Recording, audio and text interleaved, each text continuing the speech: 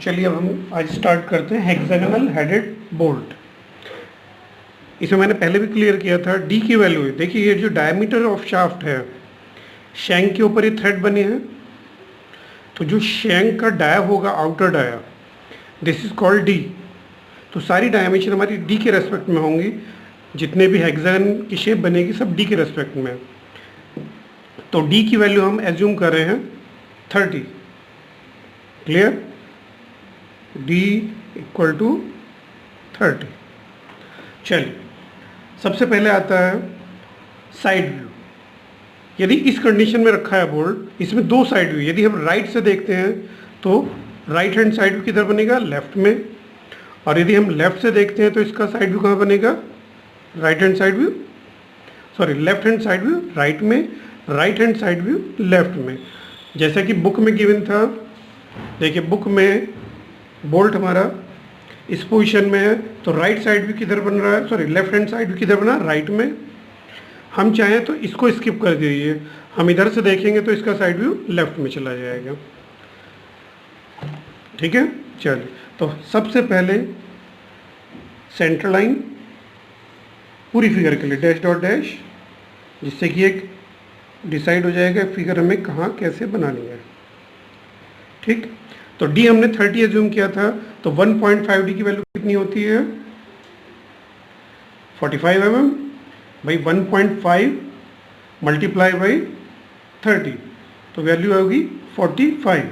अब 45 का रेडियस, देखिए डाया है, तो 45 का रेडियस कितना होगा? 22.5। कंपास में मैं 22.5 की वैल्यू ले रहा हूँ। अब मैं इसका राइट हैंड साइड व्यू बना रहा हूँ। देखिए राइट हैंड साइड व्यू तो किधर बनेगा? लेफ्ट में। तो सेंटर लेके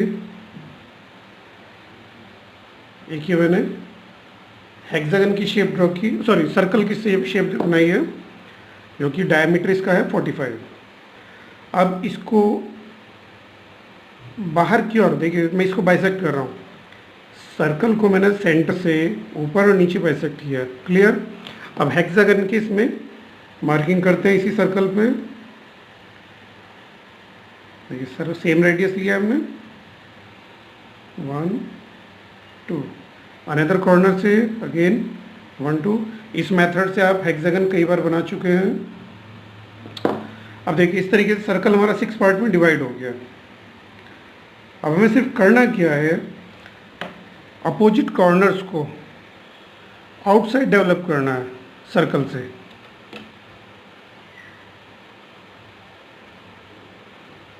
क्लियर? इस तरीके से। अब सेंटर लाइन के पैरेलल किया स्केल, देन टेंजेंशियल लाइन। देखिए फर्स्ट टेंजेंट ये है, सेकंड टेंजेंट ये है, तो ये आपकी हेक्सागन की दो साइड्स आ चुकी। अब हमें सिर्फ क्या करना है, कंपास उठाइए, सेंटर से इस कॉर्नर तक का डिस्टेंस लीजिए। देखिए सेम वैल्यू हमारी 4 जगह आ रही होगी, चेक कीजिए आप। यदि फिगर हमारी सही है तो 4 जगह होगी, तो मैंने ऊपर और नीचे एक जगह और कट लगाए हैं। अब यहाँ से सर्कल को टच करते हुए हेक्सागन को मैंने ज्वाइंट कर दिया है। हेक्सागन की साइड्स को देखिए बिल्कुल सर्कल के ऊपर टेंजेंशियल लाइन के थ्रू जा रहा है ये।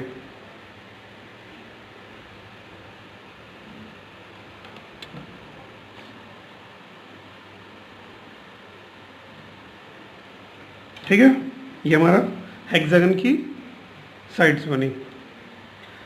अब क्या करना है, क्योंकि हम इस पोजीशन में बना रहे हैं तो हमें सबसे पहले क्या दिखेगा? नॉमिनल डाया, थ्रेड के अंदर वाला कोड आया, हेक्सागन, और हेक्सागन के पीछे देखिए चैम्फरिंग हुई है। देखिए हेक्सागन की साइड को टच करते एक सर्कल जा रहा है, दिस इज चैम्फर्ड सर्कल। ठीक है, तो जब हम राइट साइड से देखेंगे तो हेक्सागन के बैक साइड में होने की वजह से ये जो सर्कलर शेप आ रही है इसमें, जो कि हेक्सागन को टच करते हुए जा रही है, इसको हम डॉटेड कर देंगे।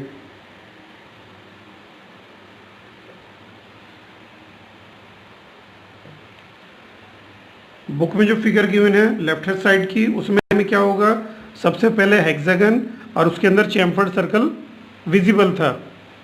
लेकिन जब हम राइट साइड से देखेंगे तो हेक्सागन के बैक में चैम्फर्ड होने की वजह से वो हाइड हो जाएगा।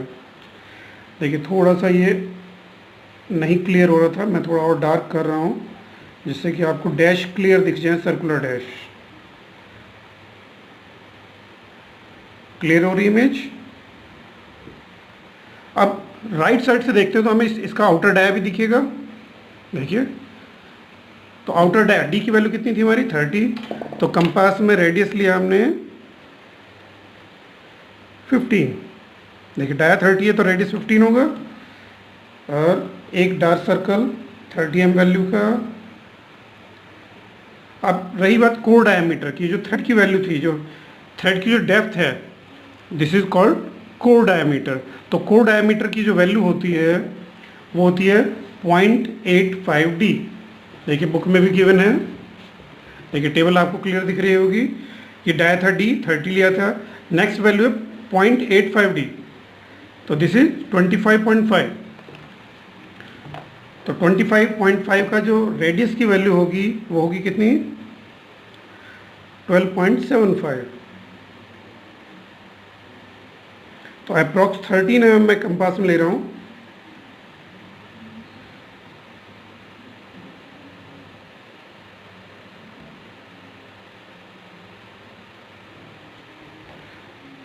इसमें ग्रे कलर का सर्कल आया। देखिए जो कोर डायमीटर की वैल्यू होती है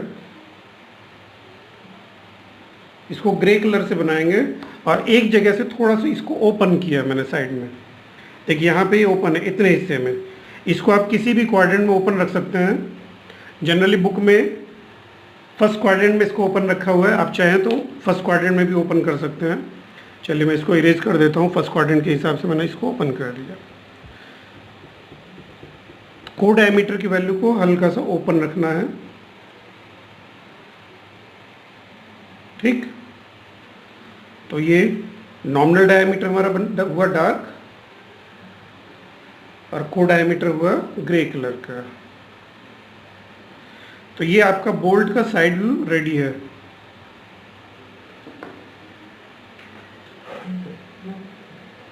ठीक है, चलिए पहले आप इसको ड्रॉ कीजिए, फिर मैं इसका साइड फ्रंट व्यू बताऊंगा।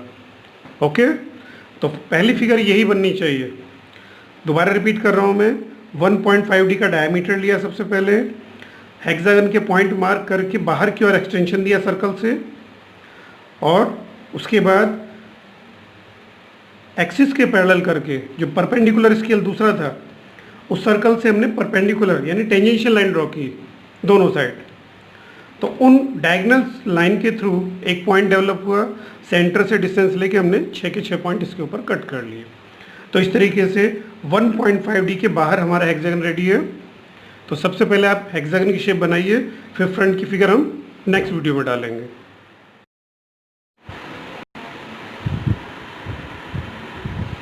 चलिए अब हम इसका फ्रंट व्यू डेवलप करते हैं। नियर अबाउट 30 mm के आसपास का गैप रखना है दोनों के बीच में। चलिए अब हम इस तरीके से हेड डेवलप कर रहे हैं इसका पहले, और उसके बाद इसकी शैंक आएगी। तो ध्यान रखिएगा, बोल्ट हेड की जो थिकनेस होती है 0.5D टू 0.8D तक वेरी करती है। ध्यान दीजिए, 0.5D टू 0.8D, ठीक है। लेकिन हमारे यहाँ CBSE के सिलेबस के अकॉर्डिंग बोल्ट हेड की जो थिकनेस गिवन है वो 0.7D है। इन केस यदि हम सिंगल बोल्ट बना रहे हैं, ध्यान रखिएगा सिंगल बोल्ट, कॉम्बिनेशन नहीं, कॉम्बिनेशन में नट और बोल्ट एक साथ अटैच होकर आएंगे। सिंगल बोल्ट की यदि थिकनेस देनी है बोल्ट हेड की वो देंगे 0.7D। लेकिन यदि इसको कॉम्बिनेशन के साथ बनाएंगे, यदि इसके ऊपर हम नट भी अटैच करके बनाएं तो इसको हम रखेंगे 0.8D। देखिए कुछ स्टैंडर्ड डायमेंशन है जो बार बार रिपीट होंगी, और ये बार बार रिपीटेशन के बाद ही आपको अपने आप याद होती चली जाएंगे। इसको रटने की ज़रूरत नहीं है, आपको बस ये ध्यान रखना है सिंगल बोल्ट है उसकी थिकनेस 0.7D। क्लियर, मैं भी यहाँ पे मेंशन भी करूँगा। चलिए 0.7D means 21 mm by D30 से इसको कैलकुलेट भी करना है। तो ये मैंने इसको 21 की वैल्यू ली, ग्रे कलर का प्रोजेक्टर, अब हेक्सागन के जो लोकस हैं देखिए, ये यहाँ से आएंगे साइड व्यू से, तो इस तरीके से हेक्सागन के हमारे पास 3 फेसेस आ जाएंगे। ये 3 फेस, 1 सेंटर का ये बड़ा होगा, साइड बाय साइड थोड़े छोटे होंगे। क्लियर?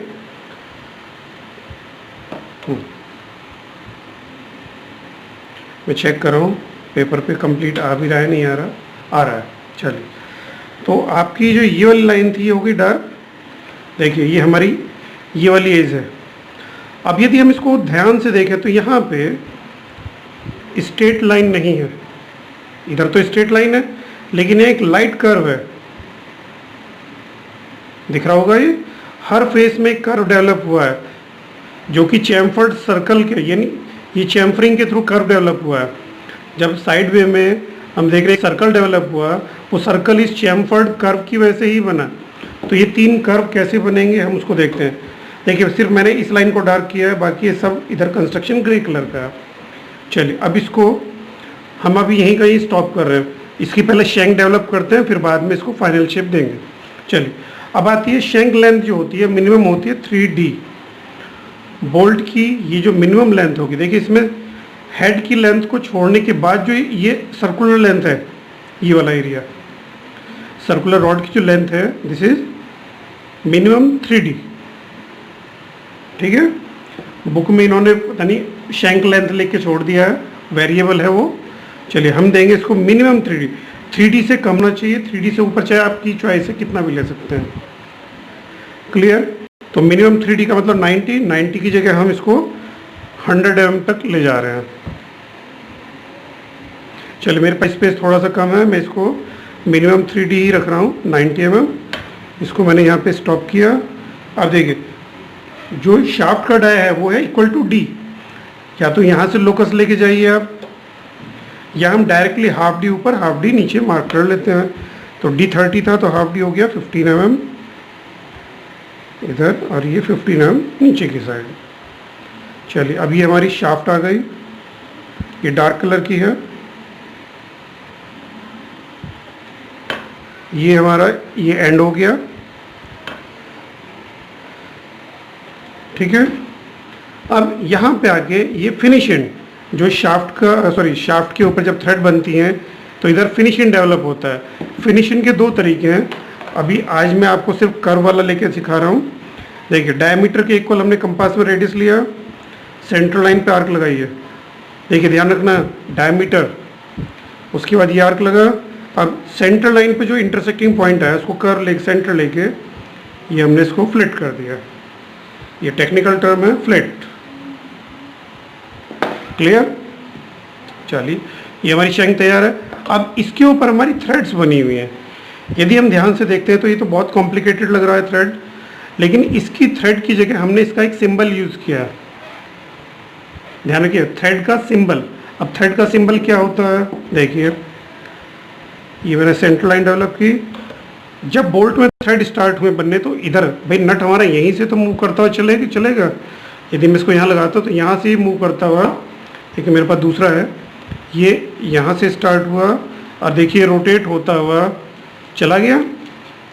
तो थ्रेड हमें यहाँ से लेके या तो पूरी शाफ्ट बनेगी, लेकिन भाई जितना एरिया हमारा इसके नीचे है थ्रेडेड पोर्शन वो तो यूजलेस, वो यूज़ हो गया। बाकी ये एरिया हमारा यूजलेस है। ये हमारा किसी मेटल पोर्शन के अंदर आना है। भाई नट बोल्ट कहाँ यूज़ होता है? 2 मेटल पोर्शन को जोड़ने के लिए। तो ये हमारा थ्रेड पोर्शन ये वेस्ट जा रहा है। तो इसके लिए जब भी कोई स्टैंडर्ड बोल्ट यदि आप देखें उस पर आपने देखा होगा एक थोड़ी सी डिस्टेंस तक तो थ्रेड बना हुआ है, बाकी आगे प्लेन रॉड है। यानी पूरी शाफ्ट के ऊपर थ्रेड ना बन गया, एक थोड़े से पोर्शन पे थ्रेड बनी हुई है। तो ड्राइंग में चूँकि हम बिल्कुल सही वर्क कर रहे हैं इसलिए लिमिटेड पोर्शन पे बनाएंगे थ्रेड। अच्छा अब आती है कि वो लिमिटेड थ्रेड लेंथ कितनी होनी चाहिए? होती है 2D + 6। देखिए आपकी बुक में भी गिवन है 2D + 6, और उसके बाद यहाँ पे देखिए प्लेन रॉड है ये। ठीक है, चलिए अब 2D + 6 कितना हुआ? ये लेंथ कैलकुलेट करते हैं तो बैठता है 66 mm। तो ये मैंने इस एंड से फिनिश एंड से 66 की वैल्यू यहाँ मार्क की और एक डार्क लाइन डेवलप की, ये देखिए ये। क्लियर? अब रही बात थ्रेड का नोटेशन, वो कैसे आएगा? तो हमने ध्यान दिया था साइड व्यू जो हम बना रहे थे, तो ये को डायमीटर डेवलप हुआ था ग्रे कलर का। इसकी वैल्यू को आप कंपास से मेज़र कर लो। ये हमने 13 mm अप्रॉक्स लिया था, 12.75 था ये। सेंटर से ऊपर और नीचे मार्क कर लीजिए। और ये लाइट ग्रे कलर की लाइन हमारी ये आई ऊपर और नीचे। क्लियर? आउटर हमारा नॉमिनल डाया है वो डार्क और अंदर को डायमीटर ग्रे। तो ये हमारा सिंबल हुआ थ्रेड का। अब इसमें जहाँ ये लास्ट एंड होता है यहाँ पे एक हल्का सा फ्लिट कर देते हैं। ये बुक में क्लियर मेंशन है, मैंने यहाँ भी मेंशन किया। तो ये हमारी शाफ्ट विद थ्रेड तैयार हो गई। अब बनाना है हमें हेड। हेड में तीनों फेस में हमें चैम्फर्ड कर्व बनाने हैं। बुक में देखेंगे तो क्लियरली दिखिए, आपको दिखाई दे रहे होंगे। देखिए यहाँ पे 60 डिग्री एंगल लेते हुए कर्व बनाए गए हैं। चलिए हम भी ऐसे ही बनाते हैं। अब 60 डिग्री किससे लेंगे? कंपास से लेंगे।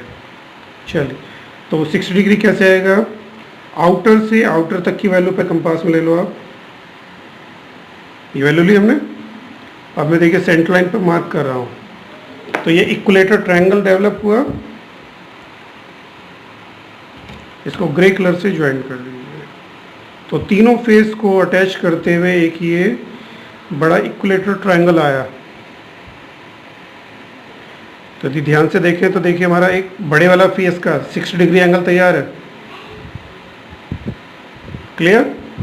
अब हमें दूसरे एंगल भी इसी से बनाना। देखिए मैं इस एज के पैरेलल करके यहाँ पे जो फेस आया था नीचे बॉटम से, जो सिंगल फेस था उसकी एक पैरेलल लाइन ड्रॉ की। देखिए एक फेस यहाँ 60 डिग्री एंगल के साथ, सेम दूसरे एंगल के पैरेलल करता हूँ तो ये ऊपर भी एक और एंगल हमारा छोटा डेवलप हो गया। क्लियर? देखिए कम टाइम में मैंने तीनों एंगल डेवलप किए। ये आपका 60 degree angle, again 60 degree angle. Clear? अब देखिए हमारे पास तीनों कर्व कैसे बनते हैं।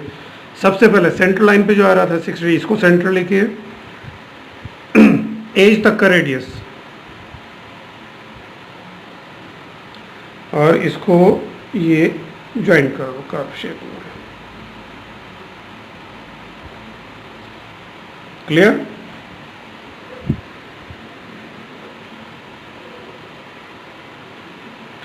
अब साइड बाय साइड इसी तरीके से लेंगे हम। अब मैं छोटे वाले 60 डिग्री एंगल को ले रहा हूँ, वही आउटर एज तक का रेडियस लिया कंपास में, और उस एज को टच करते हुए एक और डार्क कर्व। फिर नीचे की तरफ वाले 60 डिग्री एंगल को लेके सेंटर, वही एज तक का रेडियस और इसको कर्व। आई थिंक ये क्लियर हो गया होगा। अब देखिए मेन इंपॉर्टेंट काम यहाँ पे आता है, मोस्ट इम्पॉर्टेंट। यहाँ पे बच्चे थोड़ा सा मिस्टेक करते हैं। कुछ बच्चों ने जो बनाई थी फिगर मुझे जो सेंड की हुई है उसमें भी ये मिस्टेक दिखाई दे रही थी। वो थोड़ा सा केयरफुल इस चीज़ को चेक करें। देखिए जब ये तीनों कर्व डार्क हो जाएं, इधर ये लाइन ग्रे कलर की है, तीनों कर्व डार्क होने के बाद राइट साइड में जो जितनी भी एजेस हैं इनको डार्क करना है।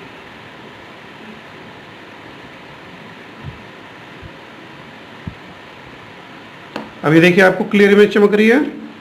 अभी हमने देखिए कर्व से आगे कोई वर्क नहीं किया। हमें अब एक काम और करना है।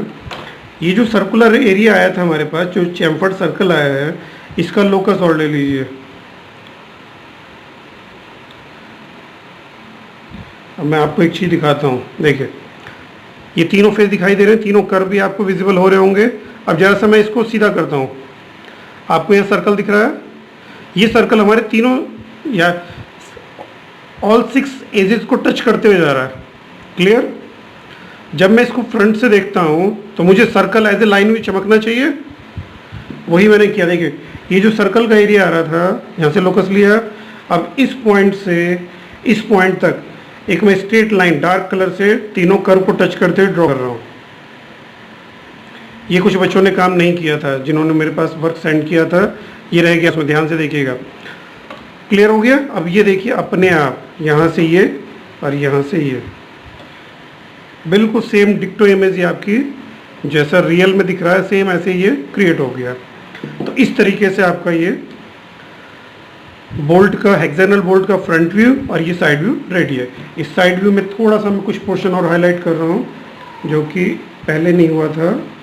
देखिए नॉमिनल डाई हमारा डार्क कलर का था, और कोर डायमीटर हमारा ग्रे कलर था और थोड़ा सा फर्स्ट क्वाड्रेंट में ओपन भी था, ठीक। और ये चैम्फर्ड सर्कल हमारे पास हिडन ऑलरेडी था ही। चलिए अब इसमें मैं डायमेंशन कर रहा हूँ, इस D60 को मैं यहाँ से रब कर रहा हूँ। इस फिगर में जितने भी हमने स्टैंडर्ड वैल्यूज यूज़ की उनको एक टेबल के रूप में, जैसे कि आपने देखा होगा बुक में एक टेबल नीचे ड्रॉ हुई है सारी स्टैंडर्ड वैल्यूज़ को शो करके। वैसे तो ये रफ वर्क है लेकिन CBSE आपसे मांग रहा है तो आप दे दीजिए, इसका कोई भी एडिशनल मार्क नहीं है, लेकिन फिर भी जितने भी मशीन पार्ट्स आएंगे उसमें ये आपको बनानी ही पड़ेगी। ये अंडरस्टूड है कि ये इसी का पार्ट है। कैलकुलेशन को हमने अलग ना रख के, रफ वर्क ना रख के, उसको थोड़ा सा फेयर वे में शो किया। तो आप लोग भी ऐसे ही एक टेबल बनाएंगे और उसको डेवलप कर देंगे। चलिए इस फिगर में मैं सिर्फ डायमेंशन और कर रहा हूँ, स्टैंडर्ड वैल्यू जैसा कि बुक में गिवन है ऑलरेडी, लेकिन एक बार मैं भी कर देता हूँ। चलिए सबसे पहले मैं फ्रंट में कर रहा हूँ। बोल्ट हेड की थिकनेस हमने कितनी ली थी? 0.70, याद कीजिए। इसी के साथ साथ मैंने एक वैल्यू और इसमें ऐड कर दी है, शैंक लेंथ। वो हमने कितनी ली थी? देखिए ये लिया था हमने 0.7D और ये शैंक लेंथ ली थी हमने मिनिमम 3D। इसमें आप चाहें तो मिनिमम लिख सकते हैं MIN.3D। क्लियर? ये आपकी डायमेंशन हो गई। अब हमने इसमें एक वैल्यू और ली थी, थ्रेडेड लेंथ। इसको भी हम शो कर देते हैं यहीं पे। बताइए कितना लिया था, याद है? ये लिया था हमने 2D+6। ये हमारी थ्रेडेड लेंथ है मिनिमम, तो इसको हमने सीधा लिख दिया 2D+6। पर या तो पूरी थ्रेड इसमें पूरी शाफ्ट के ऊपर थ्रेड बना दो, या मिनिमम ये जितना एरिया एक्टिव एरिया है जिस पे हमारा नट चढ़ेगा उस पोर्शन में बना के छोड़ दिया। ये हमारा वो पोर्शन है जो कि मेटल के अंदर हाइड हो जाता है, ठीक है। तो इसके ऊपर थ्रेड नहीं बनाते क्योंकि ये यूजलेस थ्रेड हो जाएंगे फिर यहाँ पे। चलिए फ्रंट में 3 डायमेंशन आ चुकी है, 60 डिग्री एंगल हम ऑलरेडी शो कर चुके हैं। अब यहाँ पे 2 वैल्यू और मैं शो कर रहा हूँ। देखिए एक कोर डायमीटर की जो कि अंदर का ग्रे वाला सर्कल है, और एक ये नॉमिनल डाया जो कि आउटर डार्क है। तो first of all core diameter, और उससे लगभग 5 to 7 mm डिस्टेंस पे नॉमिनल डाया। चलिए बताइए कोर डायमीटर की वैल्यू कितनी थी?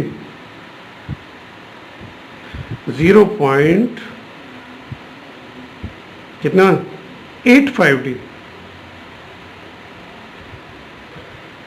याद आ रहा है? Core diameter value. और ये जो आउटर डाया यानी नॉमिनल डाया है ये था हमारा equal to D। Core diameter 0.85D और ये D। अब आते हैं साइड व्यू में। साइड व्यू में भी कुछ डायमेंशन हम दे सकते हैं। कौन कौन सी हैं?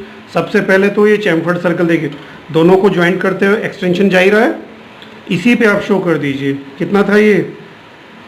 1.5D। डायमीटर का साइन लगा दो, डाया 1.5D। सारी डायमेंशन D के रेस्पेक्ट में देखिए सब जगह D जुड़ा हुआ है।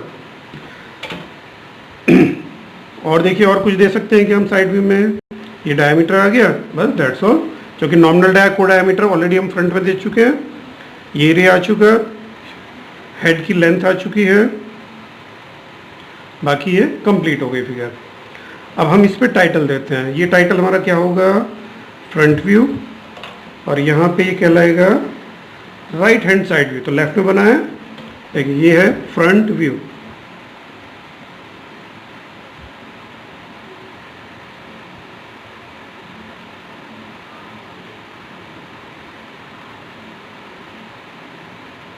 ग्रे कलर के 2 एक्सटेंशन के बीच में आपको टाइटलिंग मैंने पहले भी सिखा रखी है। ये है हमारा राइट हैंड साइड। देखिए राइट से देख रहे हैं तभी तो लेफ्ट में बना है। This is right hand side view, RH side view.